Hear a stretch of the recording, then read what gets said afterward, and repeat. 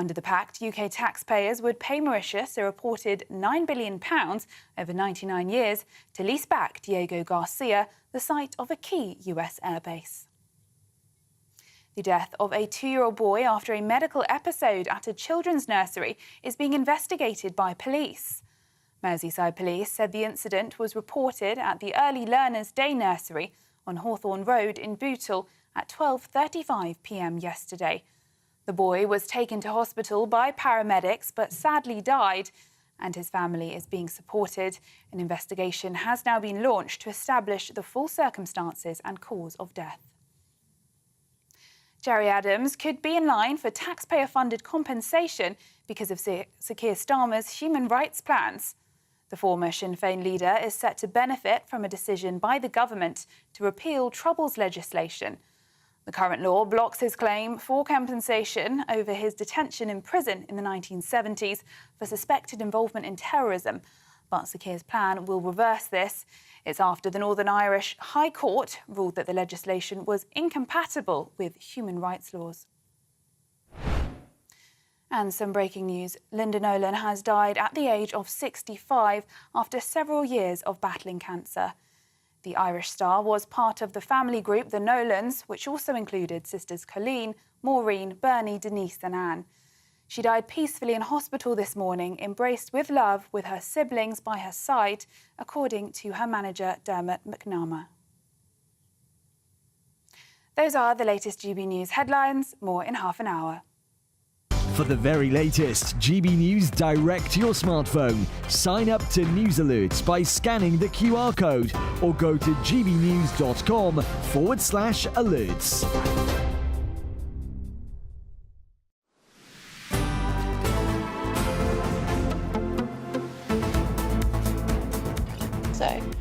Good afternoon, Britain. It is 8 minutes past 1.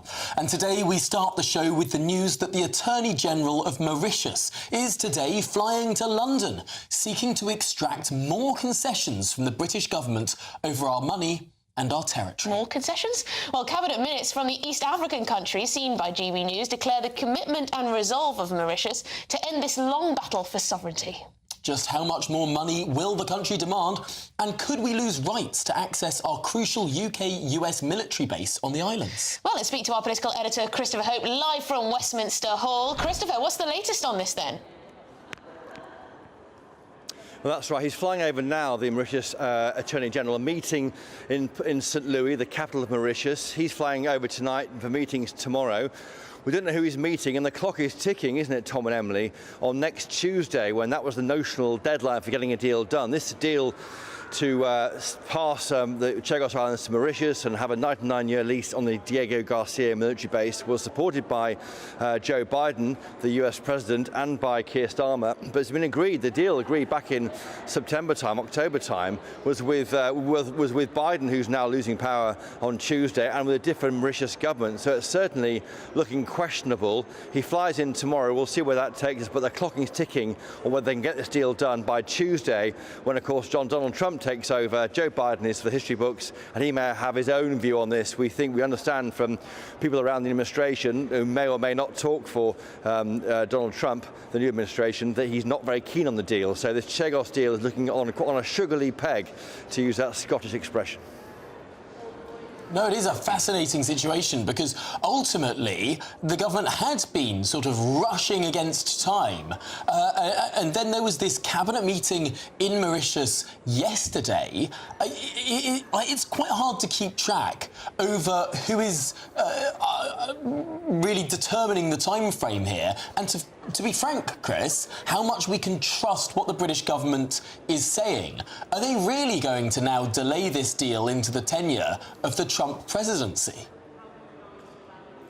Well, that's more risky, Tom, if it goes beyond Tuesday. I thought there was a great question in Prime Minister's Questions, which we were watching together, when Kevin Badenoch said to Sir Keir Starmer, why pay to surrender something that is already ours? And that goes to the heart of this. Why are we giving money to Mauritius to take off assets that the UK controls and pay them as much as, well, many billions of pounds to do so, when of course we're looking into a very difficult spending review this year for the government, all sorts of demands on money, not least on defence with the Ukraine war carrying on. Why are we doing this? And that is not explained. Now, whenever we ask this in previous days and weeks of the Prime Minister's spokesman, they just say we're not going to comment on details. So we're relying on leaked information and of course what the British government's telling us. It's difficult to understand. Just some quick takeaways from PMQs, of course, while I'm with you. The PM would not rule out any more tax rises this year. He was asked that question by Kevin Badenoch in terms. He replied, she knows the limit of what I can say from this dispatch box.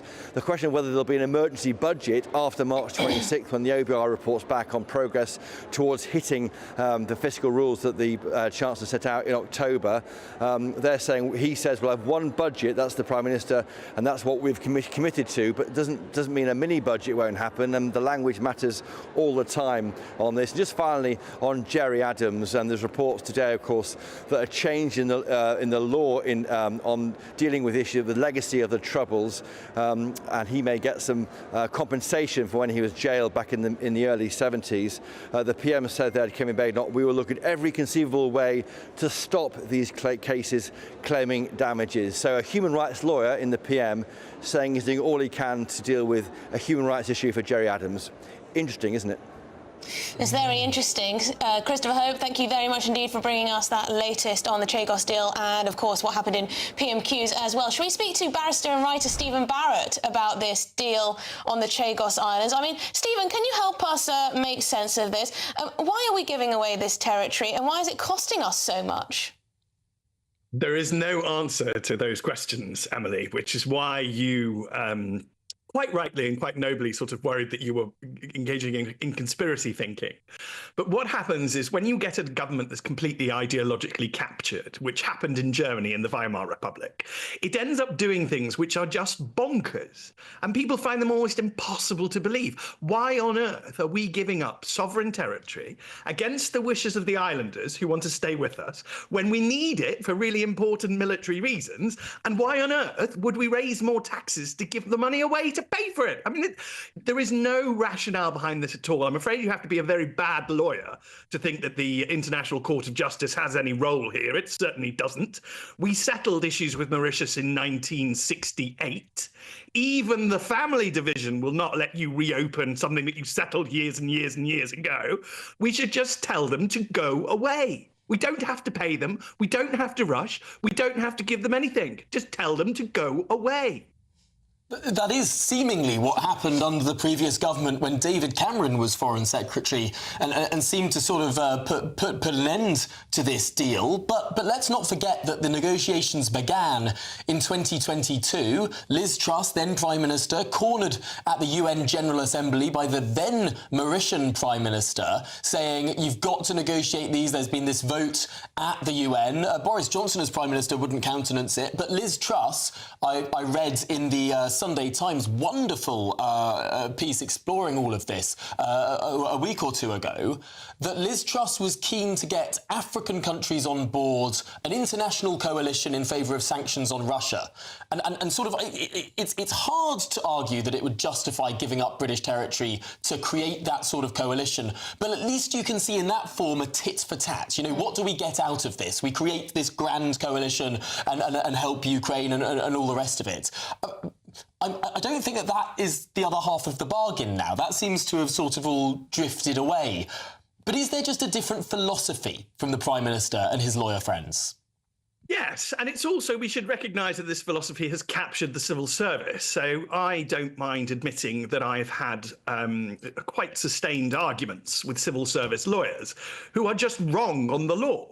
They all take this view, it's a rather cult-like view, that international law is binding here, which is simply not true. That's not our constitution. The president of our Supreme Court has described that belief as a widespread misconception. I think that's a very polite way of putting it. I just call them wrong.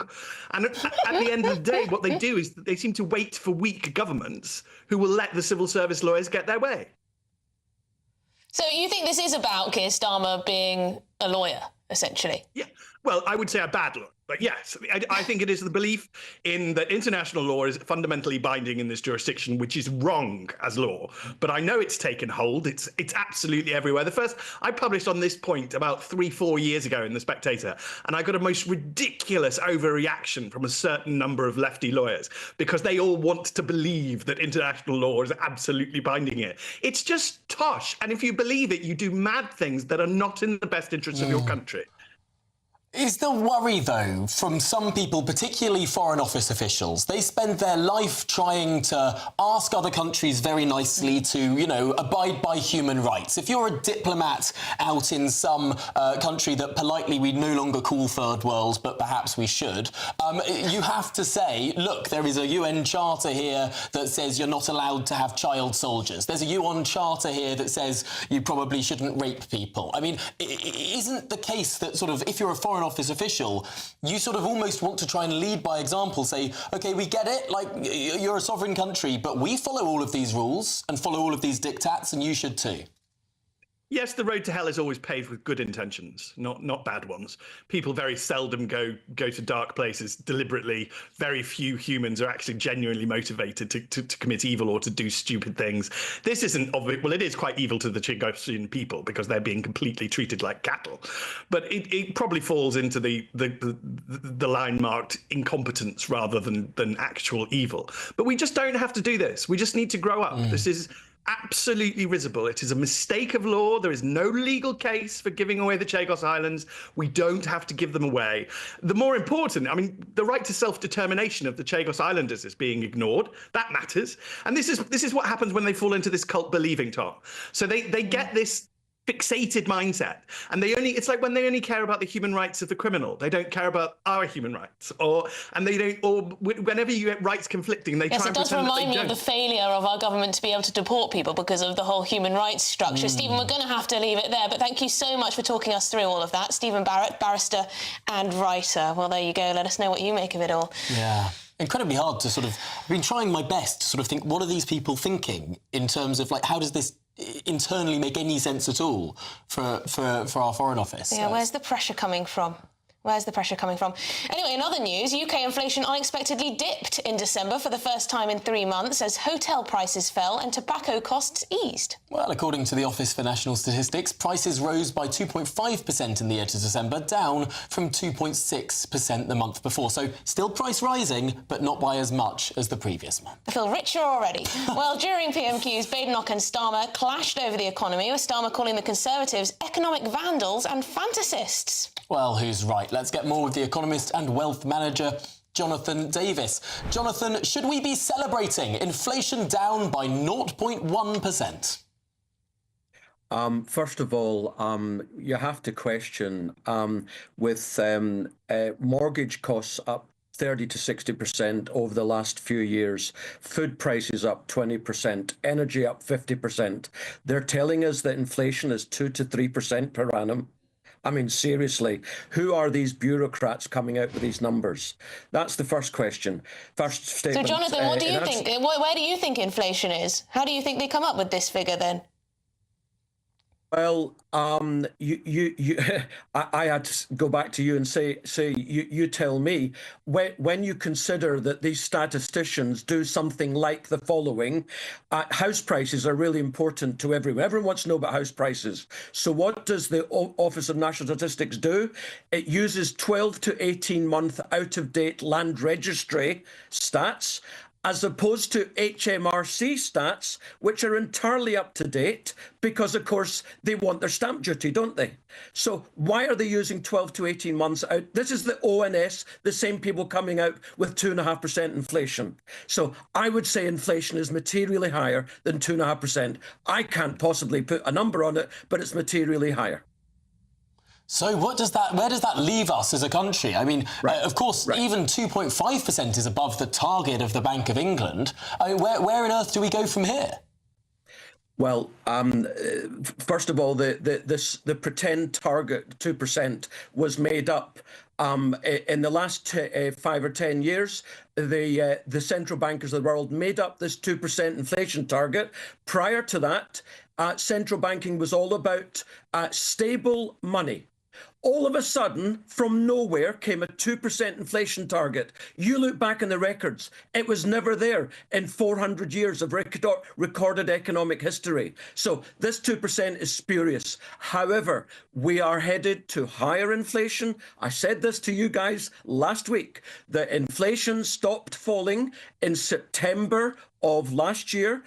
It's been rising since. The fact that the statisticians brought it down a 0.1% month on month is irrelevant. Global inflation is rising for a number of reasons. The primary one is governments all around the world, particularly in this country, love to spend. So they love to borrow, they love to spend on hugely inefficient, unproductive matters, which means we've got more money in the system, which is inflation. Also, commodity prices are rising. Oil is now over $80 a barrel. You can expect it to be $100 a barrel this year. A major input to inflation. Yeah, it sounds like it's going to be painful ahead if you're right on all of this. We're going to have to leave it there, but I'm sure we'll speak again soon. Economist and wealth manager Jonathan Davis there, suggesting that inflation is actually much higher than the figure that we're given. Well, this is Good Afternoon Britain on GB News, and there's plenty more to come on today's show. Don't go anywhere. The search continues following the disappearance of two sisters in Aberdeen. This is a mystery, and we're live on the ground after this.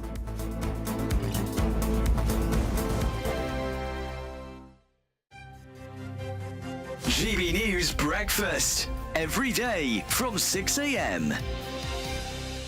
According to a report from the RAC, many drivers see speed limits as a target rather than anything else. More than 50% of us think it's acceptable to break the speed limit. So this morning we're asking, is it time to increase the motorway speed limit? Let's talk to automotive journalists Danny Kelly and Steve Fowler. Gents, what a pleasure to speak to you both in one go. I think we should join many countries in the European Union that have 130 kilometres speed limit, which is around about 81 miles an hour. I drive to London on a weekly basis, and I think the roads are capable of handling higher speeds.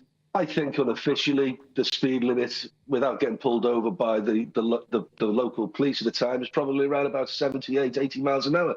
If a Bobby's on the motorway doing 70 miles an hour, he wants you to overtake him. He wants the free-flowing of that motorway to continue. So should we change 70 miles an hour? You know, if people are going 80 miles an hour, just stick to 70 miles an hour as a limit. Yes, you know, it's funny when you're driving along the motorway and there's a police car going at 70 and nobody wants to overtake. But if the average is 80, just leave it at 70. All the gantries now are fitted with the modern signage where they can change the limit at will. We all know that. It's hard to get up to 70 half the time. So, actually, we could apply those rules, couldn't we, at 80 or even 90 miles an hour and say, well, if the weather's bad, let's reduce it. If the fog's bad, let's reduce it. Yeah, unfortunately, and I hate to use this phrase, smart motorways, but they're the ones where you have the adjustable limits. They don't cover all of the motorway network, relatively small amount of the motorway network. It is a limit. You know, it's not a target, as I keep saying to my kids. God, they're bored of me saying that. GB News, the People's Channel. Hi, I'm Michelle Dewberry, and my show is your opportunity to cut through all the noise and dive in headfirst to some robust debates. Ideas clash. Situation, isn't it? Because the failure is... You're deliberately avoiding my point. Nothing's held back. And if you think this is the end of it, wait for more. And we do not shy away from the difficult stuff. Sometimes I want to shake people and say, if only you understood. So join me on Dubes & Co. weeknights at 6 p.m, only on GB News, Britain's news channel. Mornings don't have to be tiresome, especially if you have the right company. Wake up to news as it happens, opinion and debate, and of course, a little bit of entertainment too. Because when the kettle's on, we're on. That's Breakfast on GB News, a show worth waking up for. Every morning from 6 a.m. Only on the People's Channel, Britain's news channel. We'll spread the news, you spread the word.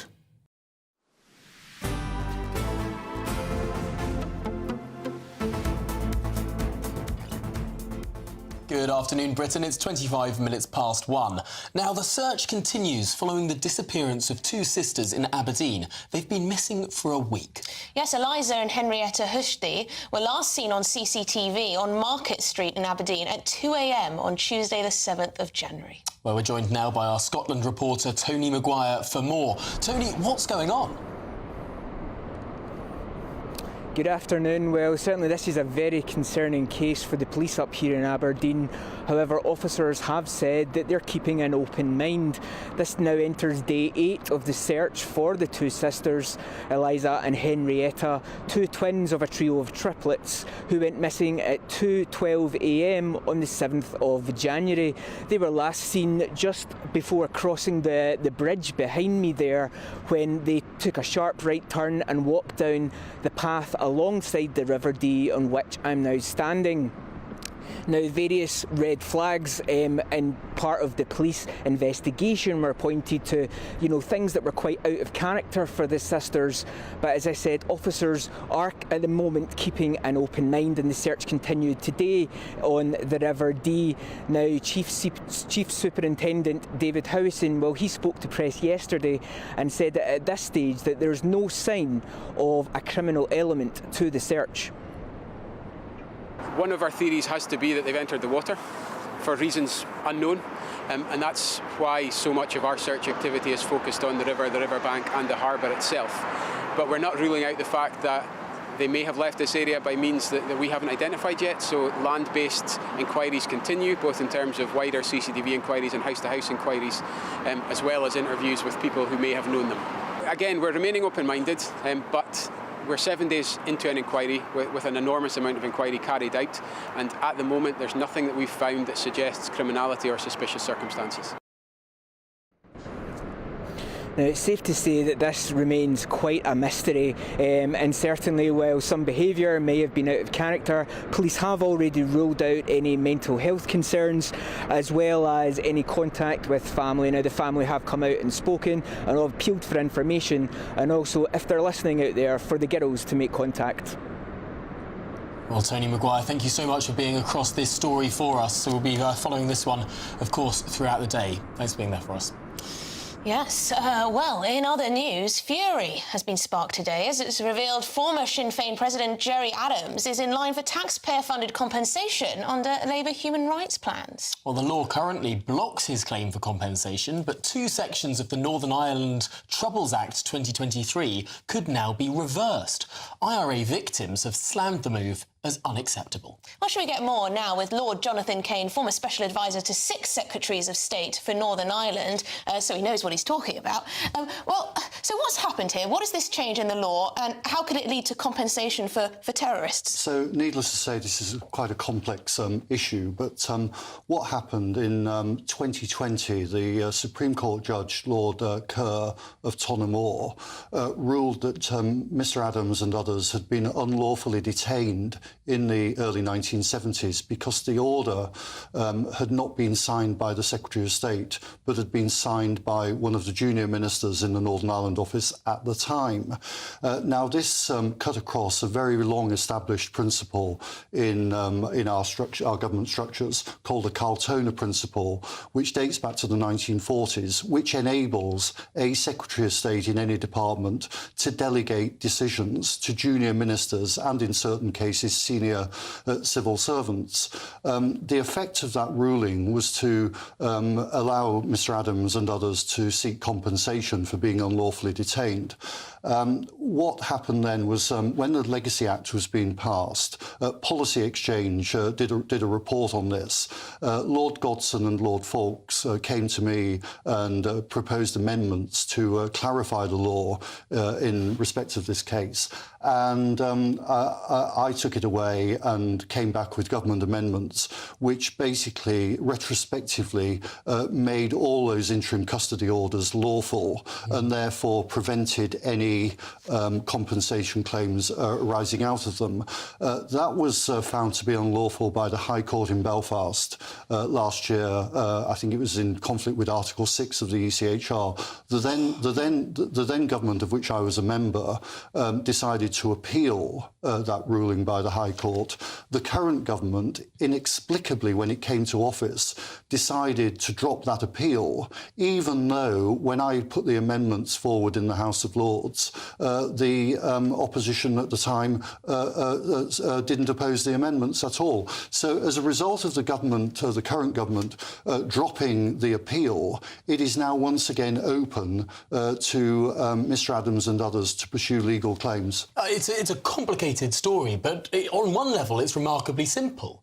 That the British government passed a law to ensure that this mess was cleaned up and that no compensation went. Yes. Then a court in Northern Ireland decided that was incompatible with the ECHR. I suppose you're calling on the government today to kick back off and lodge their appeal again. Is that legally possible? I would have to take advice on that, but it was certainly inexplicable for the current government to drop the appeal. They dropped appeals in other areas of the Legacy, where the Legacy Act was found to be incompatible with Article 2 of the ECHR. Now, they were perfectly justified in that because they'd opposed those measures when they were going through Parliament, and they won the election, and they could claim to have a mandate, albeit on a third of the vote.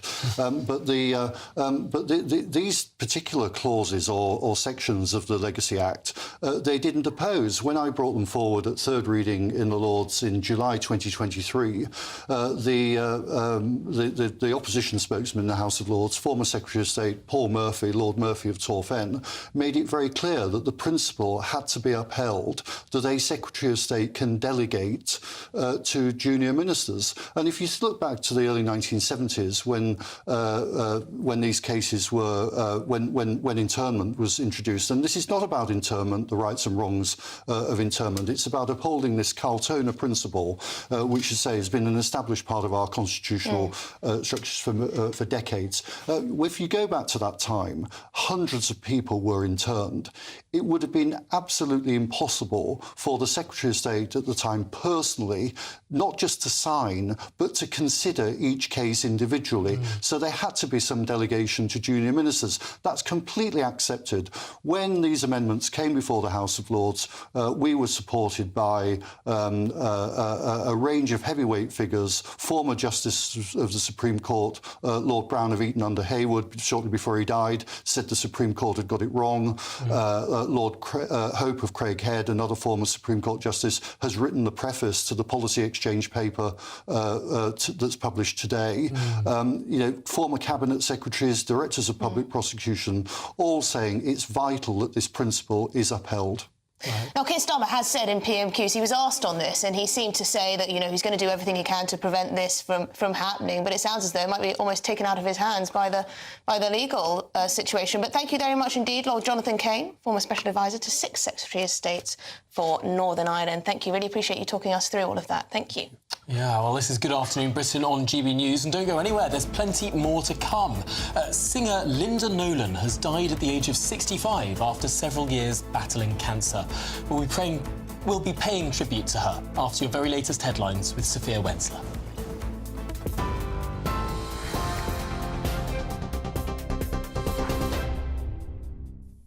Tom, Emily, thank you. Your headlines at 1:34. Sir Keir Starmer and Kemi Badenoch clashed over the UK economy at Prime Minister's questions today, following speculation over the Chancellor's abilities. Despite an unexpected drop in inflation to 2.5% in December, Kemi Badenoch criticised the government over the economic situation and asked if Sir Keir Starmer will rule out further tax rises this year. His Chancellor ignored all the warnings and ploughed ahead with an unprecedented borrowing spree, leaving all of us more vulnerable. Now we have businesses saying they will raise prices to cover his jobs tax. We have an energy policy that will drive up bills, and all the while we are spending more day to day on debt interest than we do on schools and universities. The Prime Minister refused to repeat his Chancellor's promise that she wouldn't come back for more.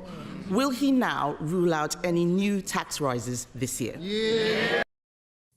Meanwhile, Sir Keir Starmer blamed a £22 billion black hole left by the Conservatives. The Prime Minister went on to pledge his commitment to the Chancellor, Rachel Reeves, but he stopped short of guaranteeing no more tax hikes. We had to deal with the £22 billion black hole that they left. The Chancellor will be in place for many, many years to come. She'll outstrip them. Mr. Speaker, if we all thought the politics was about cheap points, I could criticise their chancellors, but I don't have enough time to go through all of the chancellors that they had. We have one budget, that's what we're committed to, strong fiscal rules, and we'll stick to them, unlike the party opposite. Now, 2 teenagers have been arrested on suspicion of murdering a 14-year-old boy who was stabbed to death on a double-decker bus in south-east London. Kellyanne Bacassa was pronounced dead shortly after being attacked in Woolwich on the 7th of January. 2 boys aged 15 and 16 were arrested on suspicion of murder, and a 44-year-old woman was also arrested on suspicion of assisting an offender. All 3 remain in custody, according to the Met Police. The UK will not sign off a deal to relinquish control of the Chagos Islands to Mauritius until Donald Trump's new US administration is installed, according to Downing Street. It comes after reports the Mauritian government is seeking further talks, with the country's Attorney General travelling to London today. But a Number 10 spokesperson has said, "We will only agree to a deal that is in the UK's best interests and protect our national security." It comes after Prime Minister Sir Keir Starmer agreed a deal with the previous government to give away the Indian Ocean Islands, which has been British for 200 years. And Linda Nolan has died at the age of 65 after several years battling cancer. The Irish star was part of the family group, the Nolans, which also included her sisters Colleen, Maureen, Bernie, Denise and Anne. She died peacefully in hospital this morning, embraced with love with her siblings by her side, according to her agent Dermot McNara. Those are the latest GB News headlines. More in half an hour. For the very latest GB News direct to your smartphone, sign up to News Alerts by scanning the QR code or go to gbnews.com/alerts.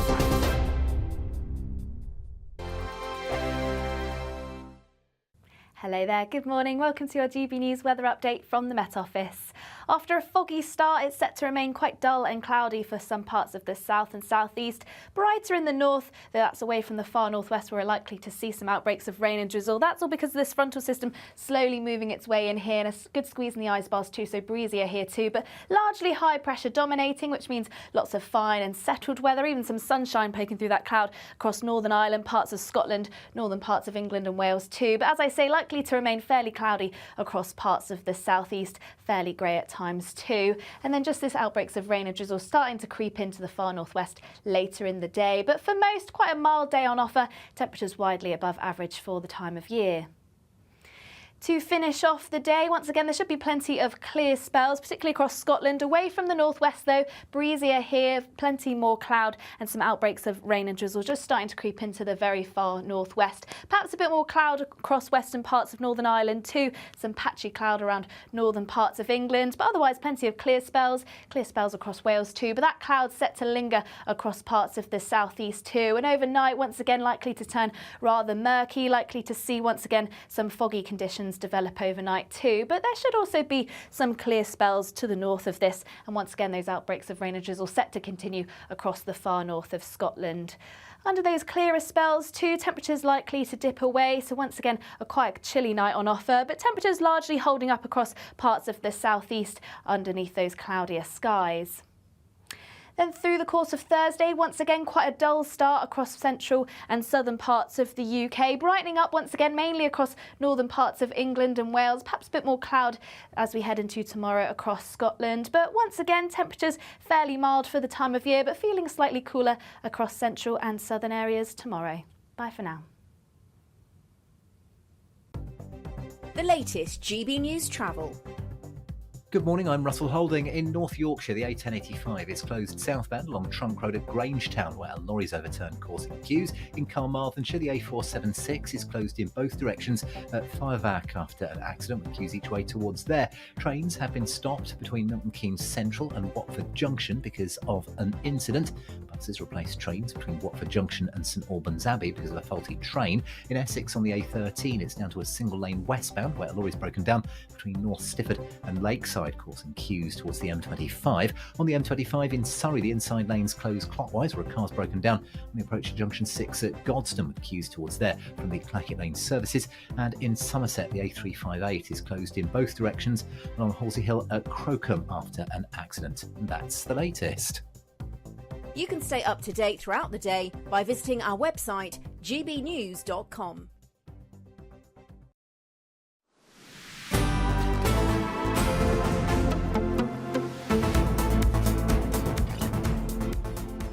Good afternoon, Britain. It's now 20 to 2, and the singer Linda Nolan has died at the age of 65 after several years of battling cancer. Yes, the Irish star was part of the family group, the Nolans, which also included her sisters Colleen, Maureen, Bernie, Denise and Anne. Well, in a statement, her agent said she died peacefully in hospital, embraced with love by her siblings by her side. Well, we're joined now by former editor-in-chief at the New and Star magazines, Lebbie Ayres. Lebbie, thank you very much. How will she be remembered?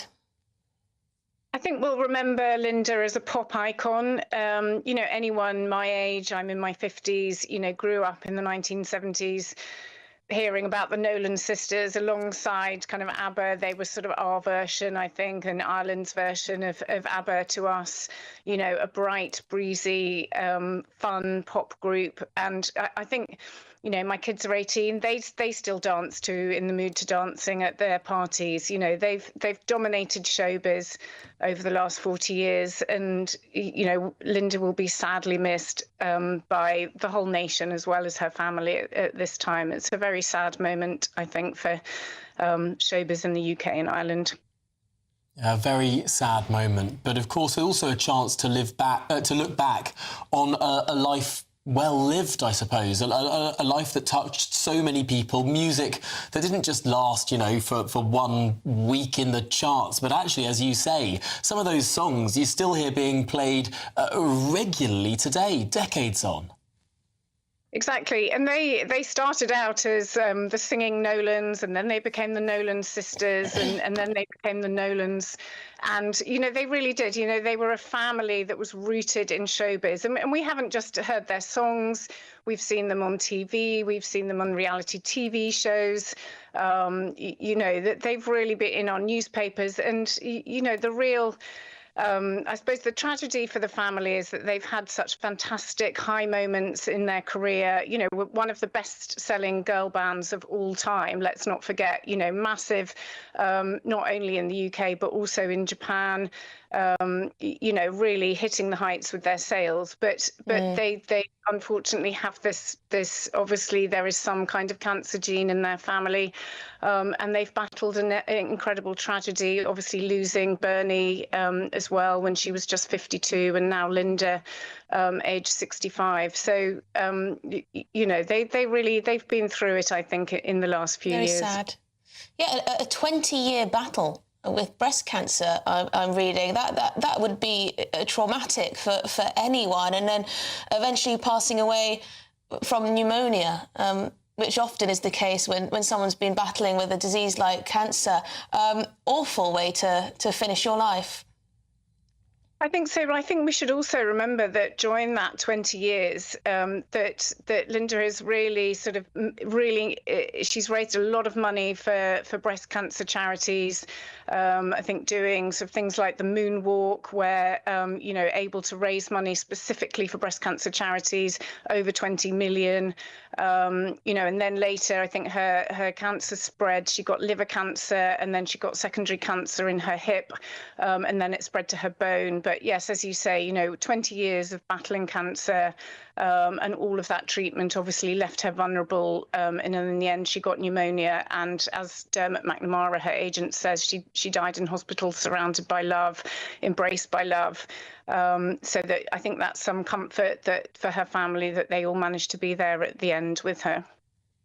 Certainly. Well, that's a nice moment to end on. Lebierre's former editor-in-chief of the New and Star magazines. Thanks so much for talking through what is a sad story, but also one where I think we can all remember back on some of that music. Yeah, I think I'll listen to some of the music on my way home after the show, I think, and remind myself of some of the tunes. This is Good Afternoon Britain on GB News. We've got lots more coming up on today's show. We're going to be live in the newly formed constituency of Dudley, hearing from a former Tory MP turned Reform MP. Don't go anywhere. Britain's newsroom, weekday mornings from 9:30. Mr. Motivator, he joins us now. Mr. Motivator, a very happy new year to you. Thank you so much for joining us on the show. There you are, bright and early. So how are things? How can we all kick ourselves into shape? By the end of January, most people have thrown their New Year's resolution out the window. I think what's important is that we make a change for life and we we set ourselves small goals. And as we achieve those goals, then we reward ourselves. And in other words, you want to run 10K, you don't immediately get up and go run 10K, do you? You run between 2 lampposts and walk between 20. If you're not into running, don't choose running. If you're into dancing, that's great. If you're into any kind of movement, that is the way to keep yourself active, healthy, and also maintain your independence. So, Derek, is the point that you keep it manageable and small enough that it's achievable? Why don't we just find 4 exercises that you do for 1 minute each exercise, and you do that 4 times a day? Achievable, isn't it? That's only 4 minutes of exercise. And I guarantee at the end of the day, you'd have done 12 minutes, which is like your daily dozen. So there's your goal. I want to do a daily dozen of exercise lasting a minute each. Right? And the first thing you could be doing is getting up from your chair, right? The moment you stand up, you incorporate so many muscles in your legs, right, that you're going to feel good, yes? So, right, go on then. Get up off your chair, Adam. Show me how it's done. Easy, come on. Easy, yeah. Look at that. Nolan, the next thing I want you to do is to reach up real high. And if you bring it down, up I'll and do down. That one. Yeah. For a minute, palms facing. Oh, for a minute? You're not flying a minute. There we go. GB News, the People's Channel. Thank you, Britain. Thank you for watching. Thank you for listening. Thanks for subscribing. Thank you for your support. It's you that make us the People's Channel. As we reflect on our journey so far, we're filled with immense gratitude. You mean the world to us. We couldn't have reached this point without you. As a very special thank you, we are giving you the chance to win one of 50 GB News thank you boxes. They're worth £50 each. For full terms and conditions, and to enter, just go to gbnews.com/thank you.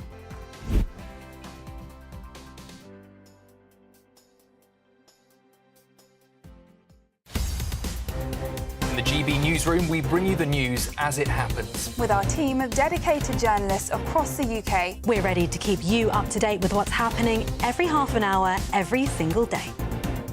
Bulletins here on GB News, the People's Channel, Britain's news channel.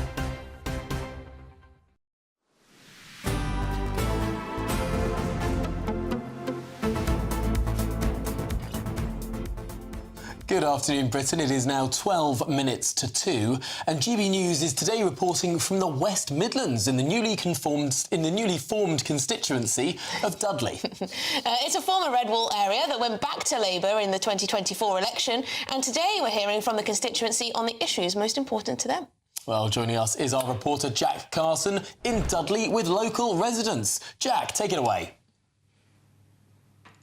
Well, where do you find some of the best kind of opinions of what life is like in somewhere like Dudley? You come to the local pub, don't you? We're in the Little Barrel pub just off Dudley High Street here. It's fantastic. We got certainly the quietest it's been since we arrived. Now that the camera's rolling. But who are we finding in a pub like this? Well, Marco Longy, of course, the former MP for this area. You stood with the Conservative Party in the last election, lost to Labour. You've now defected to Reform. I mean, give us an indication of your thinking about what changed your mind? Why join Reform?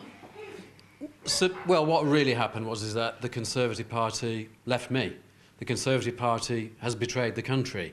The Conservative Party made promise after promise over the last 4 elections that they would deal with the economy and that they would deal with immigration. And what's happened every single time it's being betrayed. Those promises are being betrayed, and no more so than if you just look at last year's immigration figures of 1 million net entrants into the country. So look, the betrayal has just been of such huge proportions that I felt I just couldn't live that lie anymore. I'm a very, very loyal person, and Nigel and Reform have won that loyalty over, because it effectively broke me in the Conservative Party, and I haven't changed as a person. I will always stand up for local people.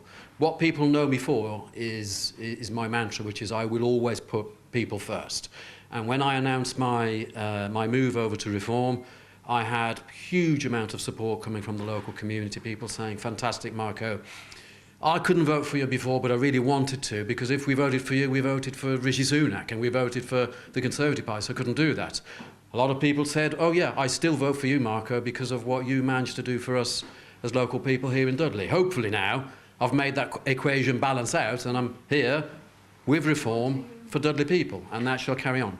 No, the Conservative Party have elected a new leader in Kemi Badenoch. Was there not a temptation to stay to see how the party could change? It was Kemi Badenoch talked about being a new leader trying to change the party. Was there not a temptation to go with and keep loyal to Kemi Badenoch as the new Conservative Party leader and see what direction the party might go in? Well, so tell me how many Conservative Party leaders there have been in the last few years. Even I'm beginning to lose count, and I have to say, I saw Robert Jenrick when he was coming through as the new leader. He had some good ideas. I did support him at the time. Kemi didn't do it for me, I'm afraid, and Kemi was actually one of the people behind the scenes who was plotting to bring Boris down, and she played a big part in that, so that tells me something about her character, unfortunately, and, maybe she'll come good for the Conservative Party. We shall wait and see. But I'm not focused on that anymore now. I'm focused on bringing about the change that people of Dudley want, supporting Nigel now, and Reform UK. That's the way I'm going, and that's it now. And talking about that change, as what would we assume to be the de facto candidate here in Dudley for Reform, and no, absolutely not. I don't think that is right. I mean, I've had huge amounts of support from Dudley people. Saying, Marco, thank you, we want to support you now, please do stand, and all the rest of it. But Reform UK have not selected any candidates for the general election yet. Let's see what happens. Would I like to stand for Dudley people? Of course I would. I've got 4.5 years where I've proved myself as Marco the person, and so many people have given me the support because of that. Would I like to carry on at a future general election? Of course I would, but due process needs to be followed. What would Reform offer an area like this? It went Labour at the last election, but we've been speaking to people today. There is a feeling here on the ground within the town centre that for the people that we've been speaking to, that they're not necessarily happy with the direction that the new Labour government has taken so far. So what would Reform, now that you're a member of Reform, what would Reform offer an area like this that is different to what maybe they're getting from a Labour MP? So let me make it absolutely clear for everybody. The Labour vote in 2024 here in Dudley was less than it was under Jeremy Corbyn in 2019. The reason why the Labour MP made it across the line is because the vote on the right of centre, was split between Reform and the Conservatives. And I did tell people at the time, if you voted Reform, I was a Conservative at the time, that this is what would happen, and it's happened across the country. That is why we have such a massive Labour majority. But I can see what the logic is now, is that the Conservative Party needs to be beaten, because nothing has changed in the Conservative Party. You've seen nothing come out of Kemi Badenoch that would indicate that. The 2/3 of the members of Parliament in the chamber are probably more at home in the Liberal Democrat Party. So that has not changed, and CCHQ hasn't changed either. All right, thank you. So we've run out of time, Marco, so I'm sorry to cut you short, but thank you so much for your aboard as well. But of course, Phil, who runs the Little Barrel Pub, hosting us today. Some fantastic views there from Marco. Jack Carson, thank you so much. We're going to be back with you, of course, throughout the day. But this is Good Afternoon Britain. Much more to come, particularly Chagos Islands. Don't go anywhere.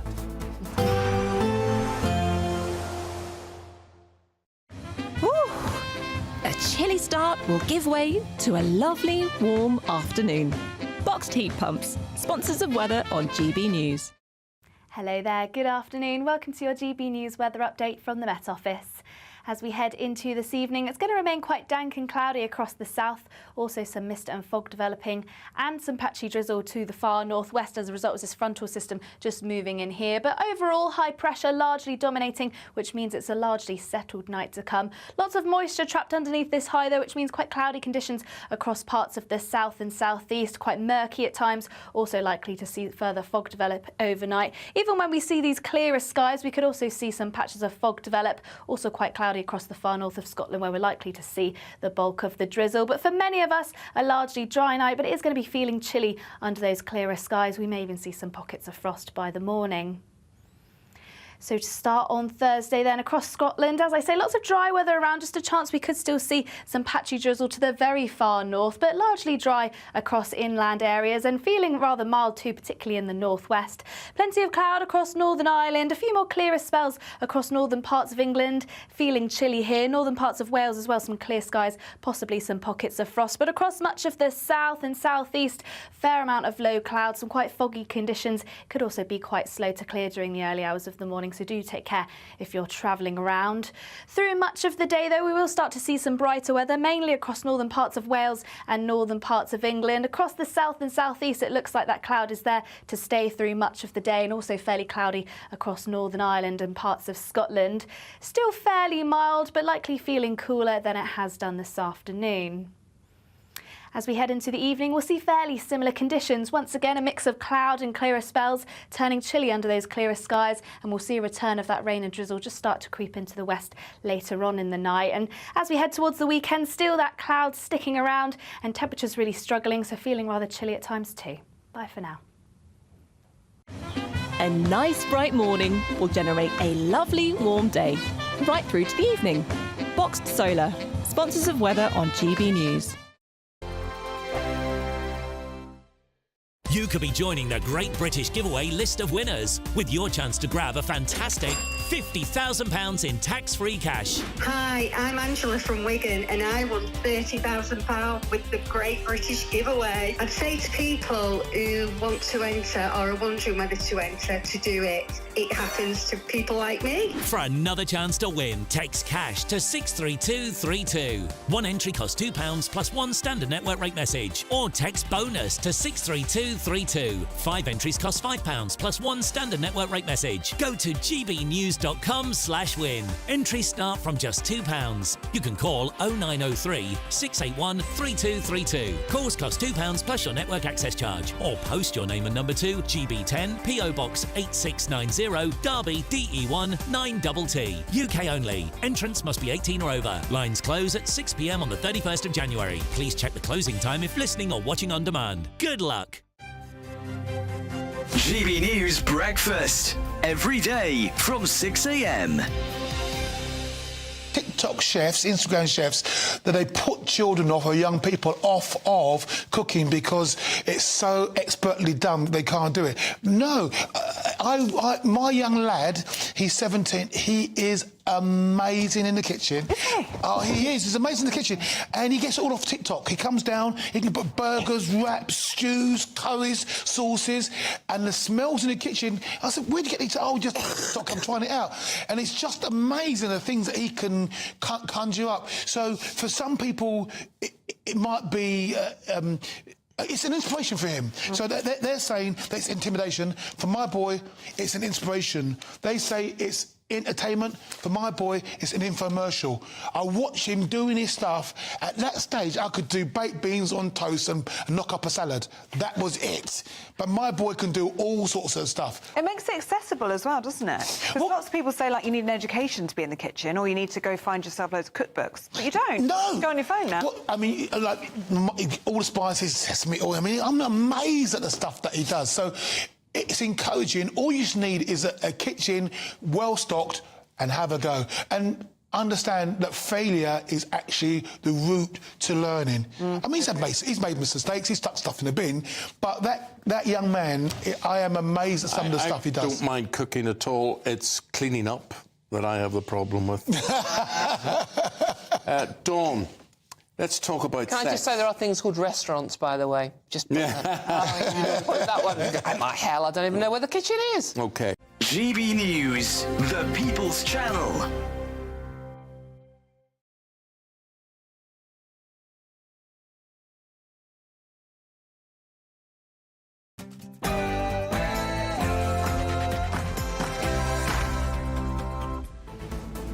Good afternoon, Britain. It's 2 o'clock on Wednesday, the 15th of January. I'm Tom Harwood. And I'm Emily Carver. Keir Starmer and Kemi Badenoch clash at Prime Minister's questions, with the Conservative leader asking why anyone should trust a word the Prime Minister says. Starmer calls the party opposite economic vandals and fantasists. We're live in Westminster. Yes, and the Attorney General of Mauritius is today flying to London, seeking to extract more concessions from the British government over money and territory. Kemi Badenoch slams the dud deal, saying the PM is solely to blame. We'll have the latest. And singer Linda Nolan has died at the age of 65 after several years of battling cancer. She died peacefully in hospital, embraced with love by her siblings by her side. We'll be paying tribute.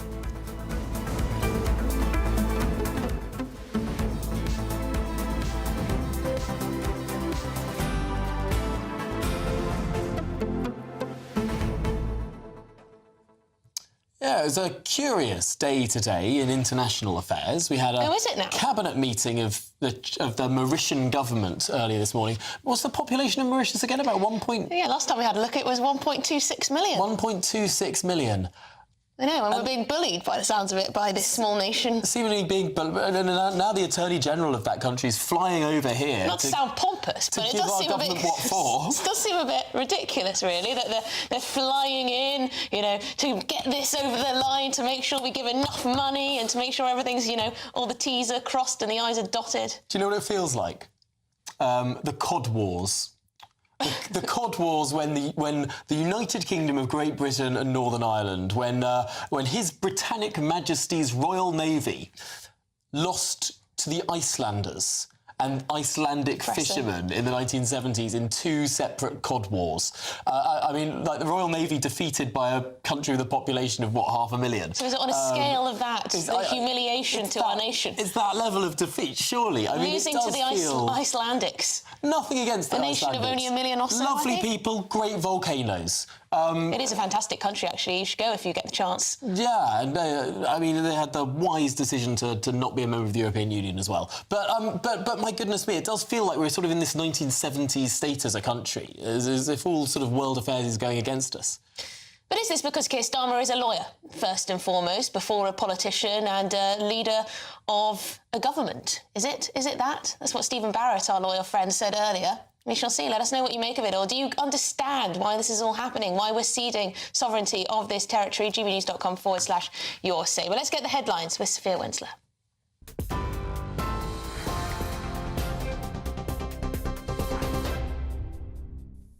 Emily, Tom, thank you. Good afternoon. It's just gone 2 o'clock. These are your headlines. Sir Keir Starmer and Kemi Badenoch clashed over the UK economy at Prime Minister's questions today, following speculation over the Chancellor's capabilities. Despite an unexpected drop in inflation to 2.5% in December, Kemi Badenoch criticised the government over the economic situation and asked if Sir Keir Starmer will rule out further tax rises this year. His Chancellor ignored all the warnings and ploughed ahead with an unprecedented borrowing spree, leaving all of us more vulnerable.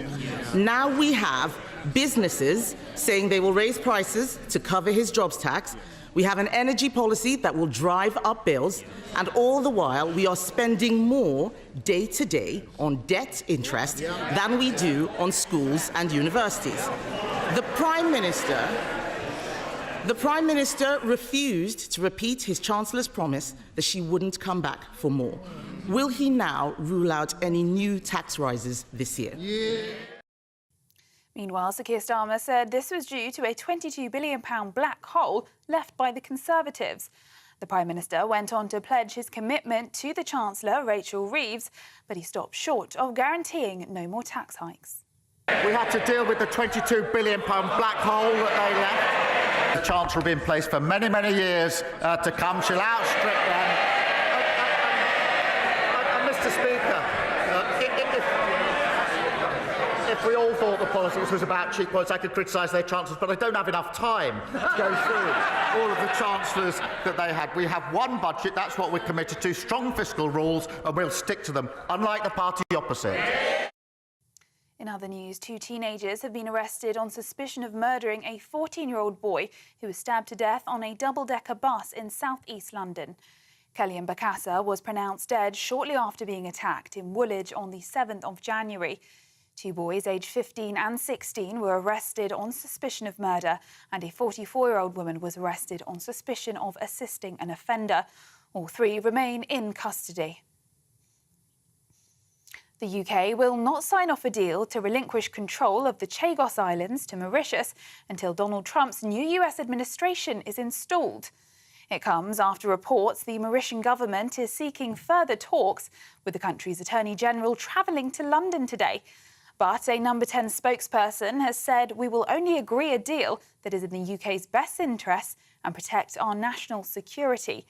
It comes after Prime Minister Sir Keir Starmer agreed a deal with the previous Mauritian government to give away the Indian Ocean Islands, which have been British for 200 years. Now, Sir Keir Starmer has said he is looking at every conceivable way to stop former Troubles attorneys, such as Gerry Adams, from seeking compensation. The Prime Minister was responding to criticism of the government's proposed repeal for legislation that had put a stop to such civil claims. The current law blocks his claim from compensation over his detention in prison in the 1970s for suspected involvement in terrorism, but the repeal plan would reverse this. It's after the Northern Irish High Court ruled that the legislation was incompatible with human rights laws. Mark Chapman, Kelly Cates and Gabby Logan have been confirmed as the next presenters of BBC's football highlights programme Match of the Day. It's after it was announced last year that the current host of BBC's flagship sports show, Gary Lineker, will step down at the end of the season. The former England striker has presented the show since 1999, and when the trio take over, it will be the first time the role has been shared by 3 people. And Linda Nolan has died at the age of 65 after several years battling cancer. The Irish star was part of the family group The Nolans, which also included her sisters Colleen, Maureen, Bernie, Denise and Anne. She died peacefully in hospital this morning, embraced with love, with her siblings by her side, according to her agent Dermot McNamara. Those are the latest GB News headlines. Now it's back to Tom and Emily. For the very latest GB News direct to your smartphone, sign up to News Alerts by scanning the QR code or go to gbnews.com/alerts.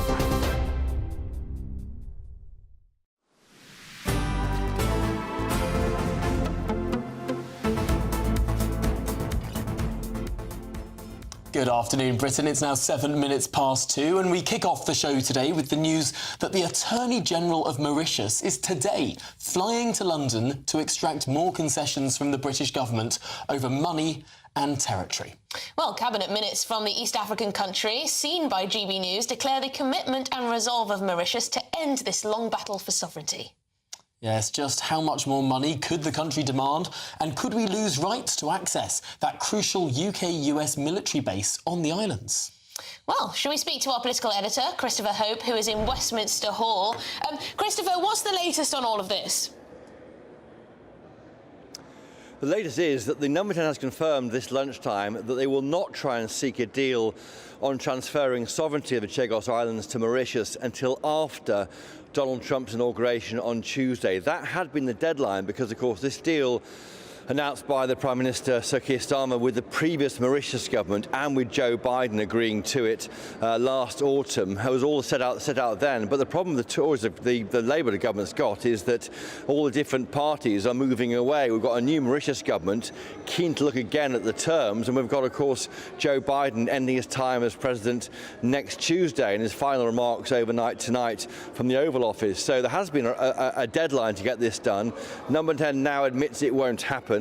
It's right, the Number 10's spokesman says, that the new administration in America has a chance to consider this. And as we know, as we were reporting all morning on GB News, the cabinet in Mauritius, in St. Louis, in the capital there, has met this morning. The terms are not good enough, and well, at least they must not be good enough, because the Attorney General for Mauritius is flying into the UK tomorrow for more talks. But the kind of pressure, the time pressure, has gone away. It now might be several weeks before a deal is done. and Donald Trump will want to run his own rule over it, because he may well be concerned that rather having no deadline on the use of Diego Garcia, this military base that the UK runs but the US has a big part in it, in the archipelago, rather than having no deadline on the use of that, the new deal would be a 99-year lease. It can run out quite quickly, and indeed it may be the case that Mauritius is trying to make it even shorter than that. So I think there may be some questions put from the new Defence Secretary and Donald Trump to this deal when they get into office next Tuesday. Yes, I've seen reports that Mauritius might want to make it down to just a 50-year lease, that the Mauritian Prime Minister today met with groups in Mauritius that want it to be a 0-year lease, that want Mauritius to take over the base immediately. I mean, all the domestic pressure in Mauritius seems to be that there shouldn't be any British or American presence on these islands at all. And yet, that's clearly not what Donald Trump will think. I mean, have the Mauritians really shot themselves in the feet here by delaying it? After all, it could be that next week we're in a very, very different world. Well, the offer could be many billions of pounds up front. That is difficult sell. I think in the UK we're going through a very difficult spending round for departments, setting their 3-year spending limits. In the summer we've got this target to get to 2.5% of GDP spent on defence. You know, to give billions to Mauritius to take away UK property doesn't seem to make many sense. To make sense of many people. In fact, I was struck by the question that Kevin Badenoch put a moment ago to Sir Keir Starmer. She said, "Why pay to surrender something that's already ours?" I mean, why indeed? The PM and his team won't comment on the detail, but yeah, there are reports they want to halve the length of time this deal lasts for, to make it just 50 years, not 100 years, and that's why we may see issues, I think, when Donald Trump comes in. I should also say the other story moving here in Westminster is about Gerry Adams, the government making very clear it will look at all conceivable ways to stop him receiving damages when he was in prison in the early 70s, of course. There's a report out today saying that a change in law, the way they're reshaping our Troubles legislation, gives him the human right to receive money back from the UK government. That is clearly a bad look. And when you have a PM like Sir Keir Starmer, a human rights lawyer, saying that from this dispatch box, you can see the serious intent with which he's treating it. Absolutely. Christopher Hope, thank you very much, our political editor, live from Westminster Hall there.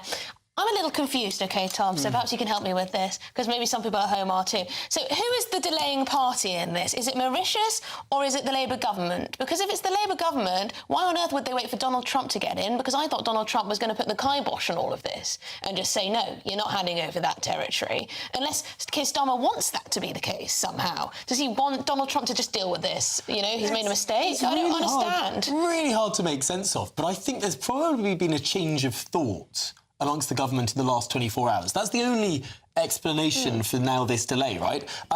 They probably, in my view, have had short, sharp shrift of the Mauritians asking for more, and then more, and then more, and then more, and have finally sort of said, actually, you know what, if you're going to fly your Attorney General over to London... A bit much, isn't it? That's our line. We're going to now see what Mr Trump says about it. I mean, maybe they don't want the plan anymore.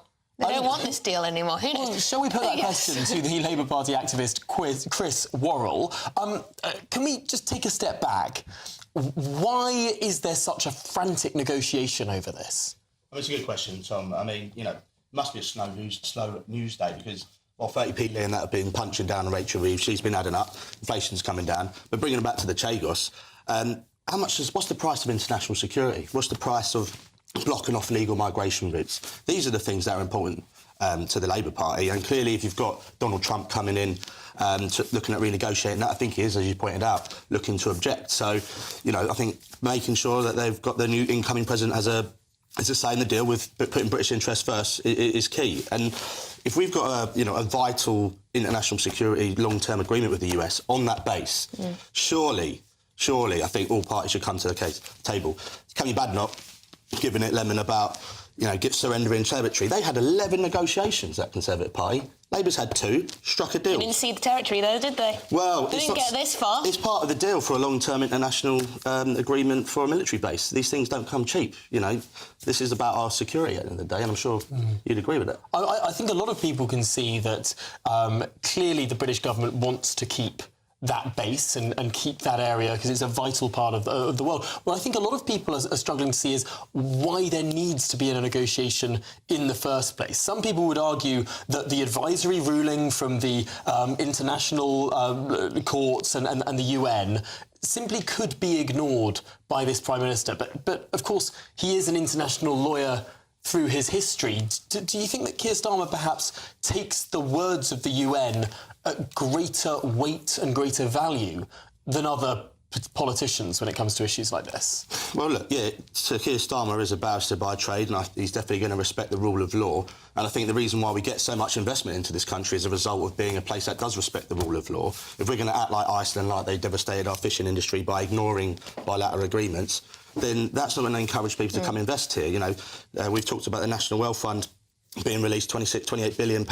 We're getting private sector investment. If you're going to start just reneging on international agreements... Don't mind a bilateral agreement. They're very sensible. Because it's in, both parties' interest to come to an agreement. It's when the international law starts dictating our domestic law, that's what winds people up. Look, we are buying a bit of land in another country, right? This is effectively... But currently it's British territory. Well, it's currently British territory. We're paying them to take it away from us. But in effect, what we're getting in return is a military base in Diego Garcia. So, these deals are struck. I think, the Labour government's proven its negotiating capability compared to the previous administration. Reform couldn't run a bath. I can't see 30p Lee negotiating with any of these guys, so let alone an Attorney-General and understanding what one of them are. Is the sad reality here that what the government of Britain has accepted is that we're no longer the kind of country that can just send a gunboat to sort something out? If this was the United States of America, if it was their island, they wouldn't, even if the UN, even if 100% of countries in the UN, well, 99% of countries in the UN, voted to say that America can't have this, America would bloomin' well have it. Is the UK just a second-tier power now, so we can't have it the way we want it? We have to cede to these sort of international forums. Must be a stronger forums. power than Mauritius. Well, look, this is a US-UK, jointly controlled base that's vital for international security, vital for making sure it doesn't become an illegal migration route, which it has been in recent times, becoming more of an issue. At the end of the day, I'll leave it to the generals to decide where and when we send gunboats over. But ultimately, these negotiations are going to need to be done pragmatically, respecting the rule of law. And, it is a negotiation at the end of the day. And we've seen that Labour's been able to do it a lot quicker than the previous government. Why do you reckon Labour are doing so badly in the polls? Because I think it's things like this. If we're going to talk about polls, we can talk about how Elon Musk's unpopularity is rising up. Actually, when the Labour position on the inquiry in the grooming grounds, the majority of the public support it. And, they've all got the similar opinion of the likes of Tommy Robinson. We're seeing now, with the inflation announcements today, that the fiscal responsibility of Rachel Reeves is come on, 0.1% off inflation. Well, it's still going up, isn't it? The Conservatives had it back down to 2, didn't they? I'm sorry, we're talking about the Conservatives. They were at 9.3% in, November, or in 2022. And the last time it was that high was in the 1990s under the Conservatives. We've seen inflation... there was a pandemic that caused a few problems what happened in 1990? The point being is, if we're going to compare them to international comparisons, right, you've got the US, whose percentage of GDP that's going on debt is increasing. We've got a global rising bond issue coming up at the minute.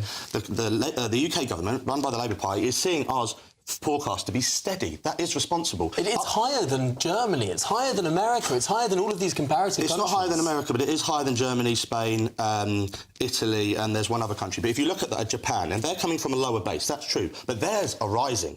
The UK's prediction is to be stable, and that is what Rachel Reeves brings, accountability and stability. The gap has been growing between Germany and the UK. I'd like to see some of this stability myself, Chris. I have to trust you on that one. Well, we can see by the announcements today, they're coming through. OK, Chris Worrell, thank you very much. Labour activist, great to have you on. Well, now the search continues following the disappearance of 2 sisters in Aberdeen. They've been missing now for a week. Yes, Eliza and Henrietta Hushti were last seen on CCTV on Market Street in Aberdeen at 2 a.m. on Tuesday the 7th of January. Well, we're joined now by our Scotland reporter Tony Maguire with more. Hello, good afternoon. Well, I'm here on the banks of the River Dee, where I've been here about 4 hours, and already today I've seen about 3 different sets of boats seemingly perform 3 different tasks, all in a bid to aid the rescue search.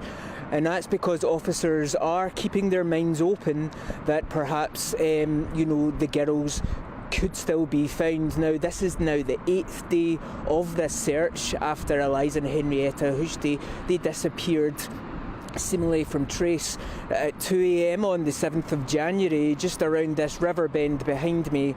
They were last seen crossing the Victoria Bridge there, where they made a sharp right turn along this riverside path behind me, and somewhere along them they seemingly have vanished from trace. Now, officers have spoken out over the last few days about focusing their search along this section of the River Dee. It's bordered by 2 bridges, first the Queen Elizabeth Bridge and then the Victoria Bridge, where the girls were last seen. And all of this, the only evidence really that the officers have to go on is an extremely grainy, cropped in picture taken from a CCTV camera.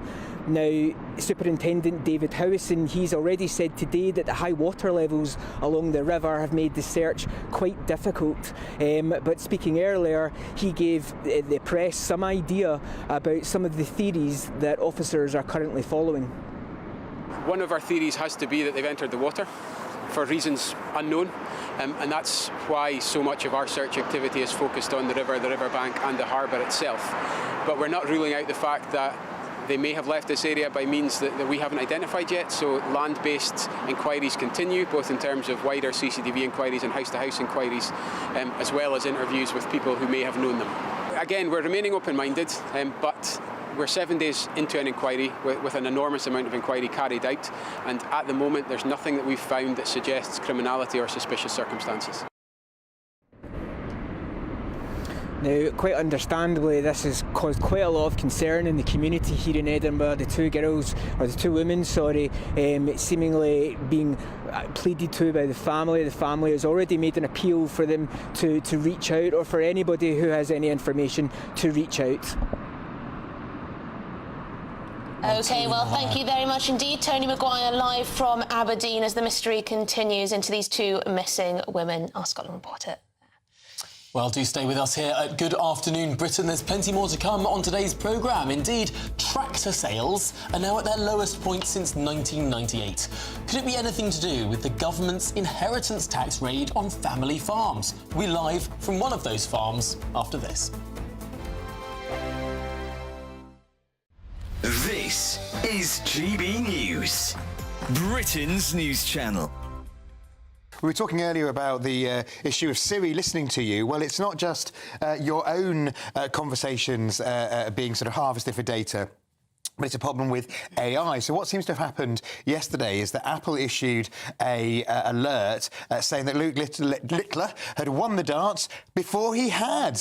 I mean, imagine what would, if he then gone on to lose, how that would have looked. I mean, obviously, because he went on to win, at least they got the story right, but before it had happened. So what it seems to happen is that the AI farms existing stories, and what it has done, that's the alert. We can see the alert there now, and it also claiming that Brazilian tennis player Rafael Nadal had come out as gay, when actually a different Brazilian tennis player was actually mentioned in the original story. So what it does is you see that's branded as BBC Sport. What the Apple AI system does is it farms alerts that it thinks people are getting from the source, and then summarises them into one. That's going to be my question. Into one alert. Looks to me like you would assume, OK, the BBC are reporting this. Absolutely. So the BBC News might be saying something else. So it could happen to any news organisation. This has highlighted a massive issue. I mean, having editorial judgment and quality control, because if this is going on, it's just contributing to the flow of misinformation. Yes.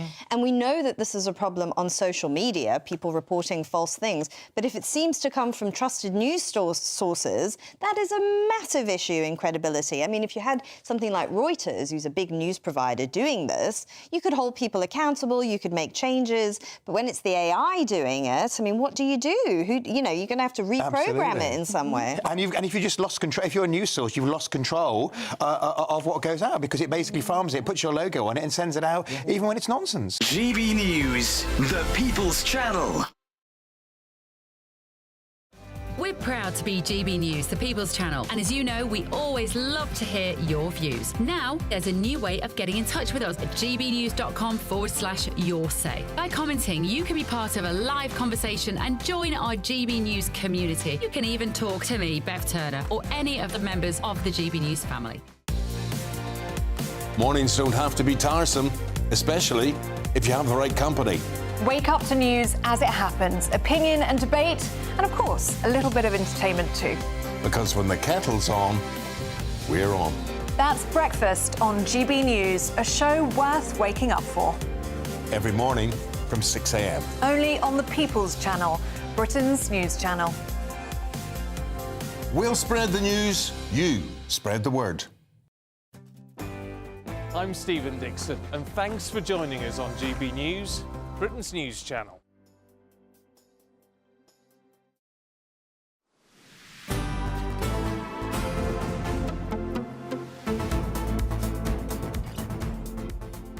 Good afternoon, Britain. It's 25 minutes past 2, and the Chancellor has been blamed for plummeting tractor sales. I don't think she's been out there plumbing tractors, but tractor sales have plummeted following the announcement of that extra tax on family farms. Yes, so orders for tractors are down 13% in 2024, registrations down 5% in the final 3 months of last year, the lowest in any year since 1998. Why could that be? Well, let's find out. We're joined by farmer James Wright.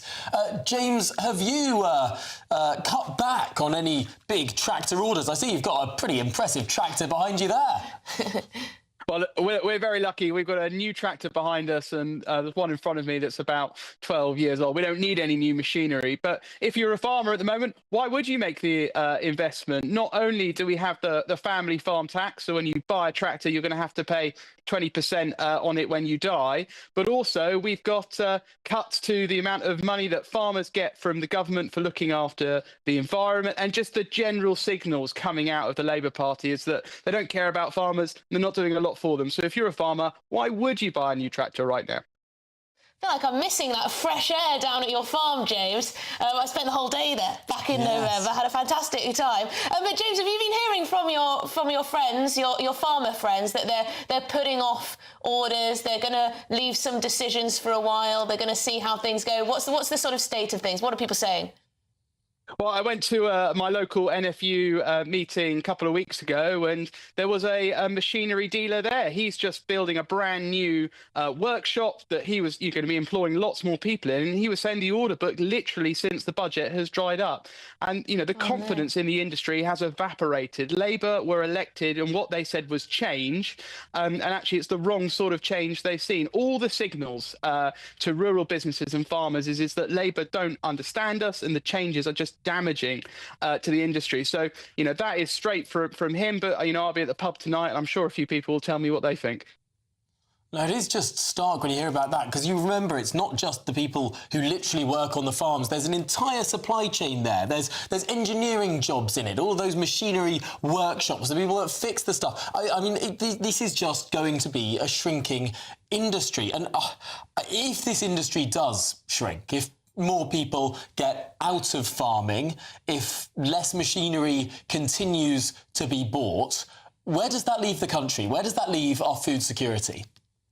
Well, I mean, there's a critical mass in the countryside, and we've already seen the numbers of vets, the numbers of machinery dealers, organisations that decrease enormously over the last 20 years, since foot and mouth, that really hollowed out the countryside. And that will carry on. I mean, my local village school where my children go, all the children who go there are either sons and daughters of farmers, or they're children of people who work in adjoining industries. And there really is a critical mass to the countryside, and people don't realise that. It's very sparsely populated, and small changes. City Steve, the Labour minister, he's visited one farm since he was elected. How does he know the damage that his policies are going to do to farming? And what's bad for farming is bad for the nation's food security. OK, well, James, Rachel Reeves says she wants to bring stability to the economy, presumably stability also to the farming community. What can she do to sort of steady the farming ship so people are able to make decisions into the future? Does she have to scrap this policy altogether? Is there another option? Well, look, the spring statement is coming up, and there's her opportunity to not only to U-turn on the family farm tax, and it is a U-turn that we need in order to secure the nation's food security, but there are other things she could do as well. They've cut the amount of funding that farmers are receiving. She could reverse those cuts, but also she could not send £500 million abroad to support farmers around the world, when actually the family farm tax only generates £520 million if they were to implement it. So there's lots she could do, and that's what everyone is waiting for. That spring statement is so important. That is the opportunity for Rachel Reeves to turn and save family farms and therefore save the nation's food security. I wonder if she will make any changes come March. Thank you very much, James Wright. Great to speak to you. Good luck with everything. Have a great day. Looking lovely as always. It is. I don't know. I always think, you know, normally in this time of the year, you're sort of not particularly jealous of people being outside in the cold. But I mean, that did look a lot like a lovely barn. Yeah, I imagine last week, if I'd done my trip to the farm last week, I would have been absolutely freezing. Everything happened so early in the morning. Oh, chilly. Well, this is Good Afternoon Britain on GB News. There's plenty more to come. Don't go anywhere. It's National Pothole Day. But just how much is spent on fixing these potholes every single year? It's an eye-watering amount. Stay with us to find out more. All after your headlines with Sophia.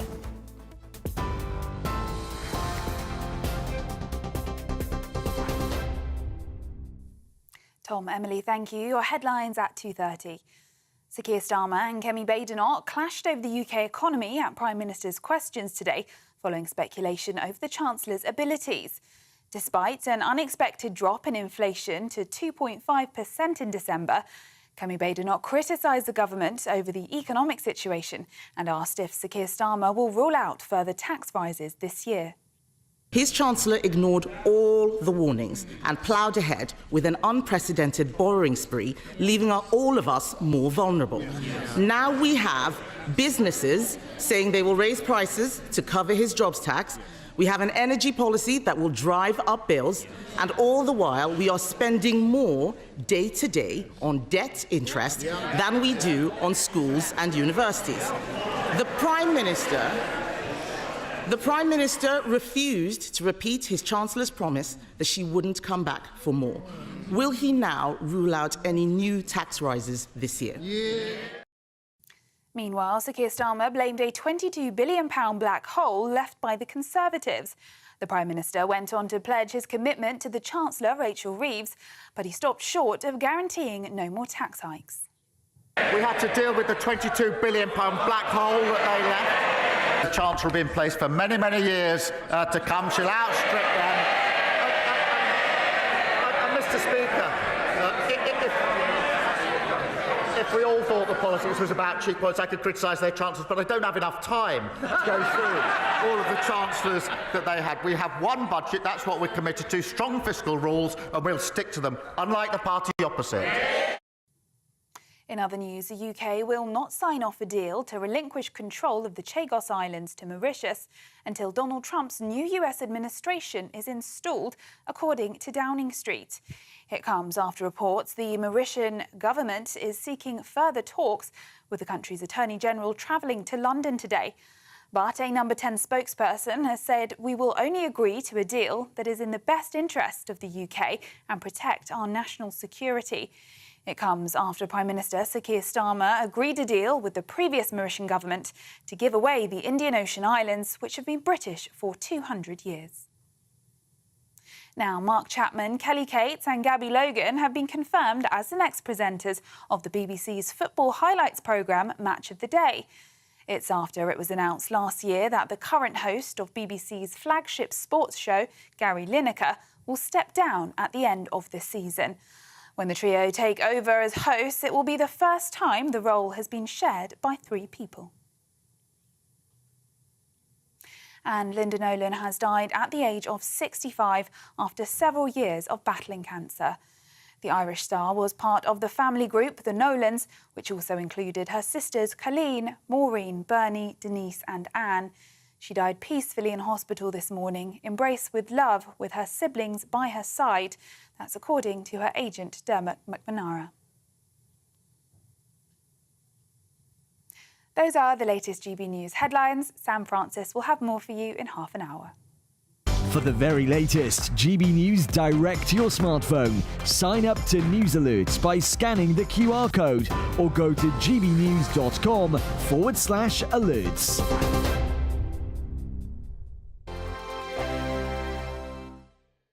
Hello there, good morning. Welcome to your GB News weather update from the Met Office.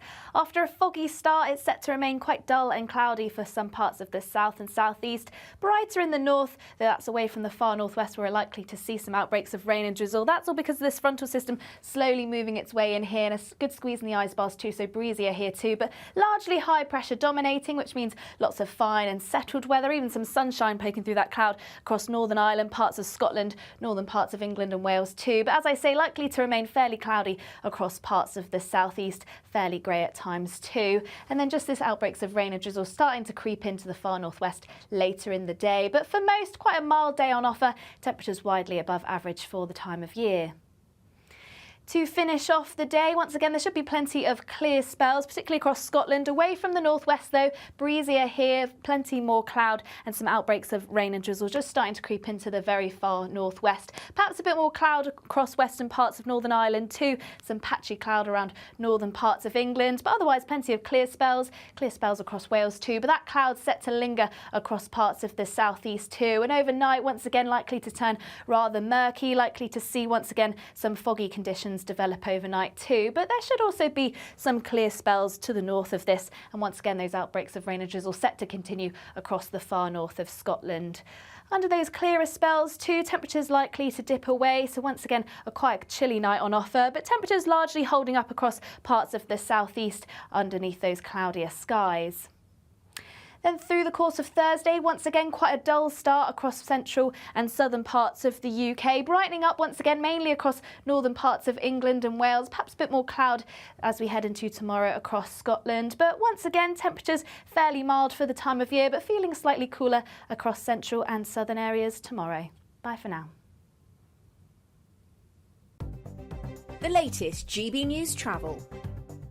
Good afternoon, I'm Russell Holding. On the M5 in Worcestershire, 3 out of 4 lanes are closed southbound after an accident between junctions 5 and 6 from Droitwich to Worcester, causing roughly 3 miles of queues. In Carmarthenshire, the A476 is closed each way at Fireback after an accident with queues towards there. In Gloucestershire, the A417 is blocked westbound by an accident between the Air Balloon roundabout and A46 at Brockworth, causing queues. Buses replaced trains between Milton Keynes Central and both Watford Junction and Northampton because of an incident. Buses also running between Watford Junction and St Albans Abbey because of a faulty train. In East Sussex, the A26 is closed between Uckfield and Lewes after an accident, and in Somerset, the A358 is closed in both directions along Halsey Hill in Crocombe after an accident.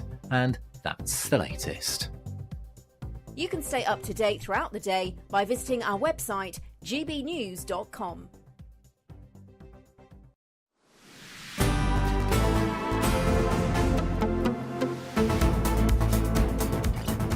Right, good afternoon, Britain. It's 2:37 and Martin Daubney has walked into the studio. So, Martin, what have you got for us? Well, I think Kemi Badenoch is sincerely missing the mark at PMQs. She didn't know there were 500 tractors outside the other week. You could hear the things inside. She totally ignored it. Today, Tulip Siddiq, the corruption minister, was sacked yesterday on allegations of corruption. Why not attack on that point? Tied up to Louise Haigh, another minister. 2 of them now have had to bite the bullet, one on corruption, one on fraud. Keep saying this is a government that promised change and actually you're the same. Instead, she attacked on the economy the day inflation went down. Are her scripts written the day before? Is she unable to react to what's going on around her? Is she severely lacking teeth? Did the Conservatives, dare I say it, pick the wrong leader? Would have been better off with Robert Jenrick. So I'll talk about that. Have you heard of the Great British Political Action Committee? I hadn't until today. It turns out they've written a letter to Sir Keir Starmer and David Lammy about the disastrous £9 billion Chagos Islands deal signed by Nigel Farage, Suella Braverman, Baroness Kate Hoey, who joined me in the studio, and Sir Jacob Rees-Mogg. This is a sign of people from the right behind the scenes forging links together.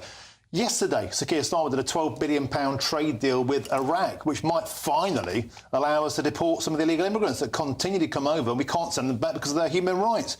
I'll be joined today by an Iraqi security expert who will point out why we're doing deals with his words, disgusting states where it's legal to marry 9-year-old girls. Why should we do deals with these people? Why not hit them with sanctions? Why not send people back? And, of course, the allegation that there may be payments made to Gerry Adams and other people from the days of the Troubles has certainly caused a lot of ire, a lot of chagrin. On today's show, I'll be joined by the son of a Belfast police officer who was murdered by the IRA in the 1980s. He thinks it's simply unconscionable that a single penny should ever go towards the likes of Gerry Adams. So lots to get stuck into. 3 till 6. Yeah, I think you're absolutely right. We're not exactly projecting strength at the moment, are we? Whether it's the Chagos deal, whether it's doing a deal with Iraq, rather than being just pushy. Iraq's a grotesque country with a terrible human rights record. Why are we giving them 12 billion quid? I just don't get it. Well, we shall see, Martin. It sounds like a fantastic show. Looking forward to it. Absolutely, but I'm being told that we've got happier news now because I'm supposed to say Happy Pothole Day. Those are two words I don't often associate. Happy and potholes, but indeed, Happy Pothole Day to all who celebrate. Yes, the cost of potholes has hit a record high with a whopping £579 million of your money now being spent by the AA on fixing vehicles damaged by potholes. Well, that's despite an extra 500 million quid being spent on local road maintenance in England, bringing the total to a whopping 1.6 billion in this financial year. It's a lot of money, isn't it? We're joined now by our reporter, Will Hollis. Will, the potholes are costing us a lot of money, but every road you seem to go down, there are potholes. So what's going wrong? Good afternoon. Yes, happy National Pothole Day. Can you say happy National Pothole Day when it is the #1 issue for road users? It's certainly the #1 issue for people living here on Rushden Avenue in Northamptonshire, which local people have described to me as one of the worst roads for potholes, not just in this corner of the county, but possibly in the entire region. There is literally a pothole every couple of metres. A number of them have been repaired, and it's not about the state of the repair job, it's just the quantity of the potholes. And somebody who's very upset about the potholes is Josh. Josh, just tell me what's it like living on this part of Rushden with all of the potholes on your street? Sirens every couple of nights, sometimes probably struggling to get through. It's a danger to cyclists and motorcyclists. I mean, considering using to ride myself, yeah. It's dangerous, and I wouldn't recommend anyone to drive along this road. Just show me some of these potholes, if it's okay with the cars. Just describe for me, what is this pothole like right in front of us for people that are watching and listening on radio? I mean, all it takes is someone potentially driving a bike or a motorbike at night, you know, no bit of vision, one slip, and, you know, you're gone. You're falling off your motorbike, your motorcycle, and that could be a real danger, particularly for people on two wheels. What's it like for people that are driving down here?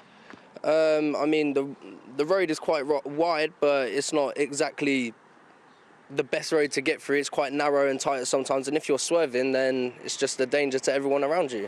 Josh, stay there. Luthia, let's come over here and speak to another resident on Rushden Avenue. You're Karen, and Karen, you're a driver. What's it like being a driver on one of what some people tell me is the worst roads for potholes in Northamptonshire? It's just really bad, like really bad. You have to swerve basically to miss all the potholes. And when I'm coming into my drive, there's a big massive pothole, so you have to go round, so you have to make sure other cars aren't coming down. The AA estimates that it costs £579 million to fix just the cars with people who use AA for insurance. How does that sound for somebody who has an insurance, maybe not with AA, but has to fork out when they have problems for their car? Yeah, I'd say so. It is, like I say, really bad here. Cars just basically come down here and it's like dodgems. You just got to miss the pothole. Someone described to me that there's more pothole than there is roads. If you were to describe this street, what's it like for the people watching on TV? It's just a mess. It is just a mess. Let's give you a look at some of these potholes here. We've got Karen and we've got Josh as well here on Rushden Avenue, but every single house that I've knocked on, Emily and Tom, have complained about the potholes, and they've said, thank God that you're coming down here to raise a bit of awareness. We're just trying to see if right now we can get into the road, but there's a few too many cars. But if you just take a look at this one here, right in the middle, it is a crater, and earlier I was sticking my hand in it. You could fit about 3 knuckles worth of your fingers into that pothole before you start to get a little bit dirty. You can see that there's all the bits of bitumen and gravel all along this street, and that is ultimately because there are so many potholes. How do potholes form? Well, you get water, you get ice, breaks up the road, and then bits of it go flying everywhere. And we know that because of strained budgets, councils say that they don't have as much money to pay for pothole fixes, which means that potholes like these are being left even longer. We know that Mr. Pothole, a huge campaigner who's been campaigning across Britain for 10 years, 12 years to campaign to fix potholes, to fix roads like this, he's said that he's going to be retiring, and he's actually said that he has no faith that this government or any political party really has the willpower to get potholes like the ones here on Rushden Avenue fixed. Happy National Pothole Day. Wow. Scandalous. The state of that road, Will. We shouldn't be living in these conditions. Thank you for giving those residents a voice on GB News. Fantastic stuff. Hopefully the council will deal with those pronto. I mean, Dick's got in touch. He says that's not a road, it's a patchwork quilt. Absolutely right, it is. But in too many parts of the country, it's exactly the same. In far too many parts of the country, it's almost like we've flipped. You go to a lot of places in Europe that, 20 years ago would have been little dirt tracks, and it's now smooth and glorious tarmac.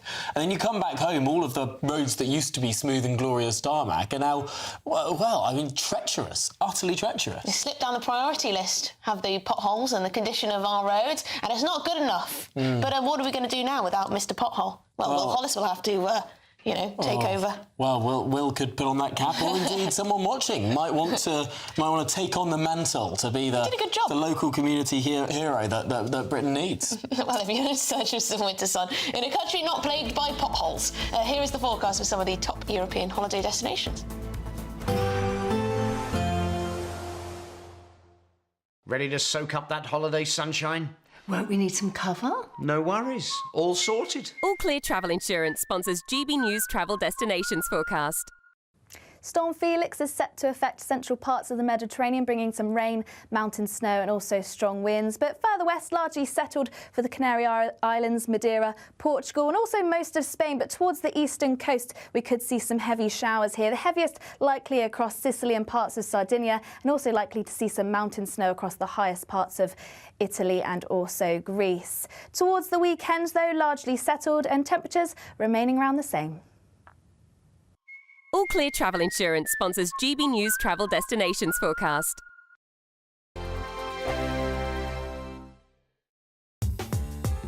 I'm Christopher Hope. From pop stars to politicians, I'll interview anybody in a pub who's got a political opinion. Join me every Friday on Spotify, Apple Podcasts, YouTube or gbnews.com, or wherever you get your podcasts.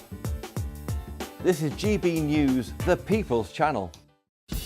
Lee Anderson's Real World, Fridays from 7 p.m. Aaron McLean, the goal machine here, you used to play for Peterborough United. You bagged loads of goals for them back in the day. But I've got a bone to pick with you, young man. You scored at the City ground against Nottingham Forest for, was it Hull City? For Hull City, yeah. Why did you do that? Well, that was my job, unfortunately. I must say, that was actually one of my favourite goals. Was it really? Because I remember, obviously, playing at the City ground, unbelievable stadium, historic. It is great. So, and we beat you 1-0. OK, no need to rub it in.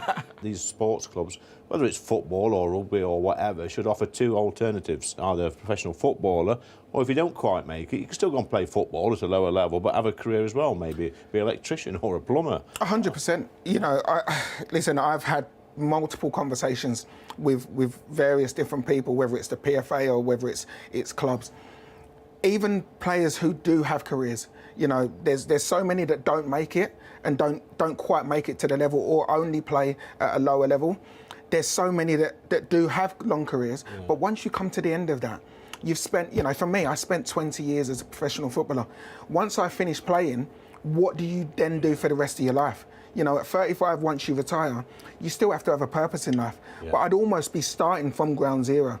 I'm fortunate that I went into coaching and then went into the media. That's good. But for every one of me, there's hundreds that don't. And I've got so many friends who, I've got to say, you know, have really, really struggled on the, you know, mental health side. Yeah, it's a good point, actually, because you go from, like, playing in stadiums, big stadiums, small stadiums, crowds, singing your name, and all that sort of stuff, that adulation, the buzz of winning games, and, you know, the downs of losing games, and you go from that to sort of nothing when you finish. I mean, that's a big come down there. It's a huge come down. GB News, the People's Channel.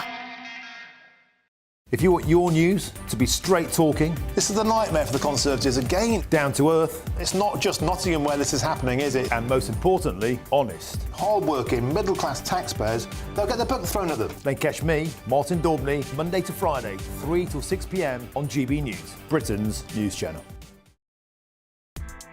Join me, Nana Akwe, for an informative, interactive news programme with a difference. It's fun. No, he didn't say that, Dave.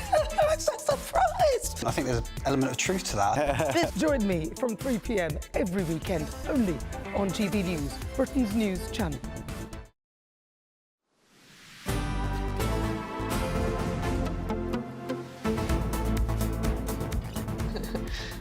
Good afternoon, Britain. It's now 10 minutes to 3 o'clock. And we've been talking a little bit on this show about the issue of Gerry Adams. Yep. Whether or not former man involved, of course, in some heinous terrorism will be compensated by the British government thanks to a court case in Northern Ireland utilising the ECHR to overrule a bit of British legislation. But there's another level to this too, and this was raised in a committee of the House of Commons just very recently. Take a listen to what Tory MP Ashley Fox asks the new Attorney General, Richard Hermer KC. You've acted for Gerry Adams in the past. Could you tell the committee whether you acted for him on any form of conditional fee agreement? Well, I'm afraid I can't recall, and even if I could recall, I'm not sure I would feel inclined to answer a question as to how the basis on which I was paid by any given client.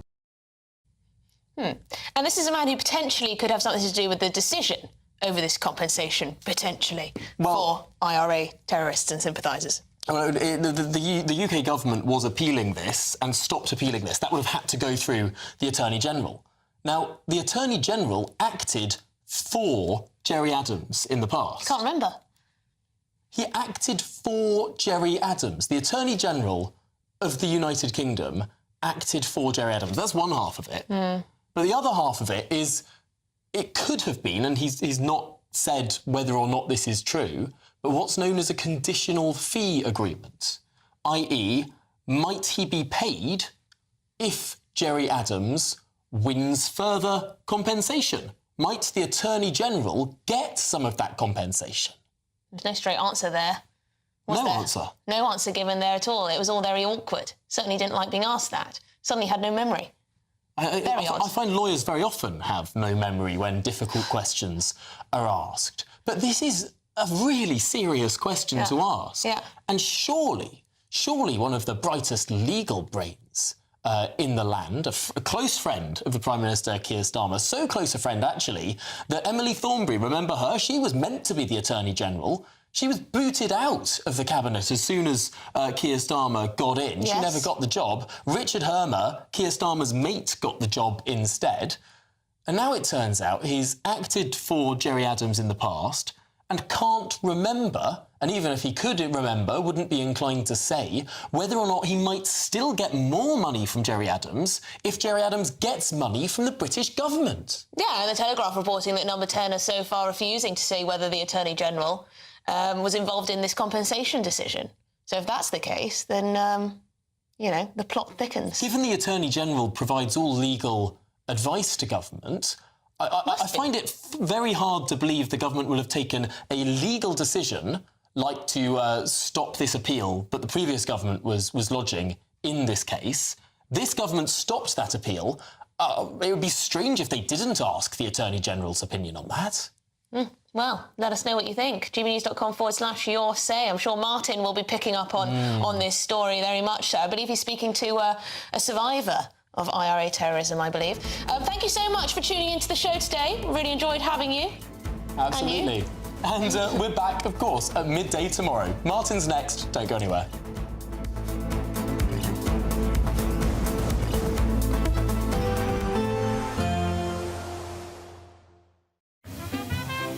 Heavy showers first thing will be followed by a warm, cosy day.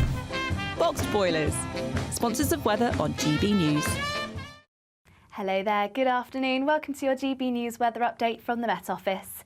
As we head into this evening, it's going to remain quite dank and cloudy across the south, also some mist and fog developing and some patchy drizzle to the far northwest as a result of this frontal system just moving in here. But overall, high pressure largely dominating, which means it's a largely settled night to come. Lots of moisture trapped underneath this high though, which means quite cloudy conditions across parts of the south and southeast, quite murky at times, also likely to see further fog develop overnight. Even when we see these clearer skies, we could also see some patches of fog develop, also quite cloudy across the far north of Scotland where we're likely to see the bulk of the drizzle. But for many of us, a largely dry night, but it is going to be feeling chilly under those clearer skies. We may even see some pockets of frost by the morning.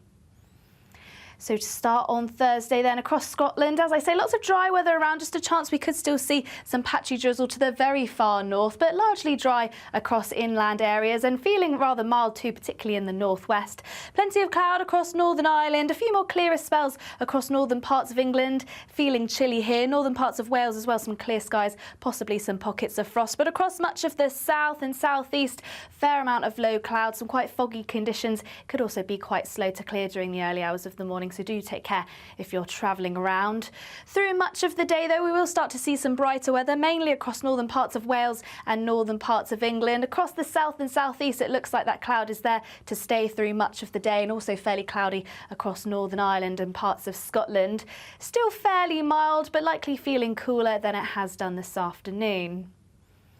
As we head into the evening, we'll see fairly similar conditions once again.